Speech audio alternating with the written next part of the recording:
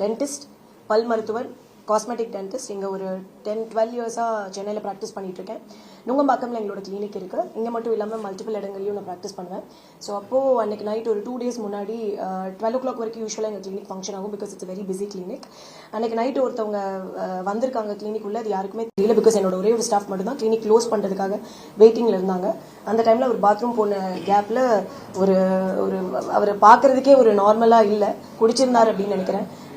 வந்துட்டு clinic laptop அப்படியே எடுத்துட்டு உள்ளே போகிறாரு. கரெக்டாக ஒரு 10 நிமிஷத்தில் வெளியே வந்து அந்த பையன் பார்க்குறப்போ லேப்டாப்பை காணல. So he was searching everywhere. எங்கேயோ மறந்து வச்சிட்டோம் அப்படிங்கிற நினைப்பில் தான் இருந்திருக்காரு. எனக்கு கால் பண்ணாங்க, மேம் லேப்டாப் மட்டும் காணல, மற்றதெல்லாம் இருக்குது அப்படின்னு.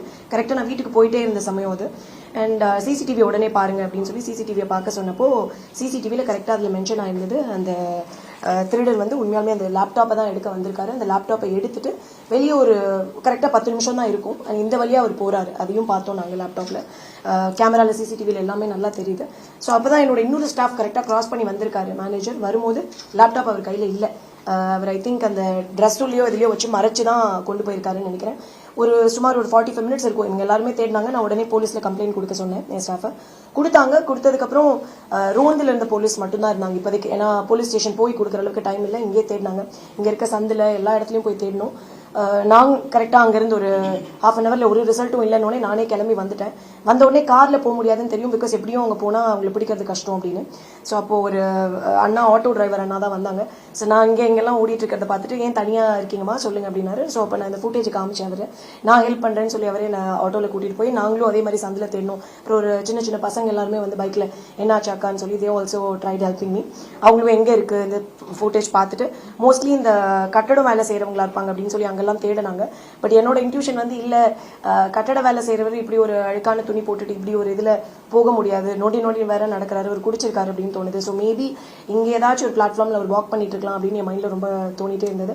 ஸோ போலீஸ் எல்லாருமே சொன்னாங்க, இல்லை மேடம் ஆல்ரெடி ஆல்மோஸ்ட் 2 ஆயிடுச்சு, ஒரு 2 மணி நேரம் ஆச்சு, இதுக்கு மேலே கிடைக்கிறது கஷ்டம், இதுக்கு மேலே கிடைக்காது, நம்ம நாளைக்கு சிசிடிவி பார்த்துட்டு பண்ணலாம் அப்படிங்கிற மாதிரி. பட் எனக்கு அது விட அவ்வளோ மனசு வரல. பிகாஸ் ஃபர்ஸ்ட்லேருந்தே நான் அப்படி தான் எதுவாக இருந்தாலும் கிவ் அப் பண்ண மாட்டேன் சீக்கிரமா.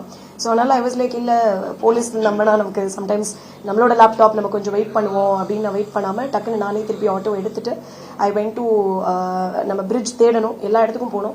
ஒருவேளை எனக்கு ஒரு ஸ்ட்ரைக்கிங் என் மைண்டில் தோணிட்டே இருந்தது, ரயில்வே ஸ்டேஷனோ இல்லை ஏதோ ஒரு பிளாட்ஃபார்மில் அவர் நடந்து போகலாமோ அப்படின்னு ஒரு ஐடியா. அதனால அந்த பிளாட்ஃபார்ம் வழியாகவே அப்படியே தேடி போயிட்டே இருந்தோம் நானும் அந்த ஆட்டோ டிரைவரும். போகும்போது நான் அந்த சிசிடிவியில் நல்லா அவரோட செருப்பை பார்த்தேன், செருப்பும் அவரோட ஷர்ட்டு. பட் அவர் எவ்வளோ ஸ்மார்ட்டாக அந்த திருட வந்து அவரோட ஷர்ட்டை மேலே போட்டு மறைச்சிட்டாரு. அதே மாதிரி பின்னாடி ஒரு கோணி பை மாதிரி ஒரு பை மாதிரி வச்சுட்டாரு, கார்பேஜ் பேக் மாதிரி. ஏன்னா அங்கே யாரும் கைவிட்டு எடுக்க மாட்டாங்க அப்படின்னு நினச்சி ஒரு நினைப்பில், அதுவும் ஒரு டாக்டர் மாதிரி இருக்கவங்களாம் கைவிட மாட்டாங்க அப்படின்னு நினச்சி அவர் அப்படி பிளான் பண்ணி போயிருக்காரு.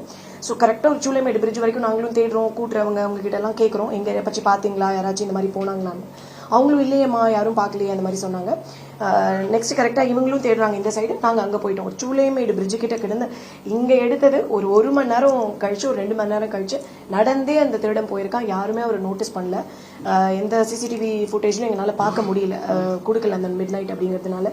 ஸோ அங்கே போய் கரெக்டாக ஒரு இப்படி போயிட்டு இருக்கும் போது நான் பார்க்குறேன், வேற ஷர்ட் போட்டிருக்காரு அப்படின்னு. ஆனால் உள்ளுக்குள்ளே அந்த ஒரு ப்ரௌன் கலர் ஷர்ட் அவர் போட்டிருந்தது, நல்லா கிரே கலர் மாதிரி இருக்கும், அது தெரியுது நல்லாவே. அவரோட செருப்பு மேட்ச் ஆனோடனே, அண்ணா வண்டி நிறுத்துங்க, அவனாக தான் இருக்கும், எனக்கு டவுட்டாக இருக்குது அப்படின்னு சொல்லி நான் டேரெக்டாக போனேன்.